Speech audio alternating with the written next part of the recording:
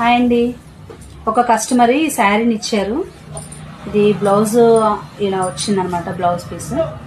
So ఇది prince cut cut చేసి prince cut పెట్టమన్నారు. సో నేను లైనింగ్ కూడా వాష్ చేసి ఐరన్ చేసి ఉంచాను. సో ఐరన్ చేస్తే వాష్ చేస్తే ఇలా వస్తుంది. శారీ మాత్రం చాలా బాగుంది.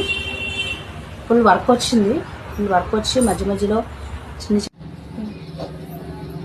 అయిపోయిందండి. బ్లౌజ్లో ప్రిన్స్ కట్ పెట్టి కుట్టాము. వెనక డీప్ నెక్ ఇచ్చేసాము. డీప్ నెక్ ఇచ్చేసి జస్ట్ చిన్నవి టజల్స్ ఇచ్చాము. ఫ్రంట్ బ్రాడ్ నెక్ ఇమ్మన్నారు. ఇలా ఈ షేప్ ఇచ్చాము. సో అంతే అండి. పైపింగ్ వేసి మొత్తం అంతా కూడా పైపింగ్ వేయమన్నారు. సో మొత్తం అంతా పైపింగ్ వేసాము. ఇది శారీకి ఈ బ్లౌజ్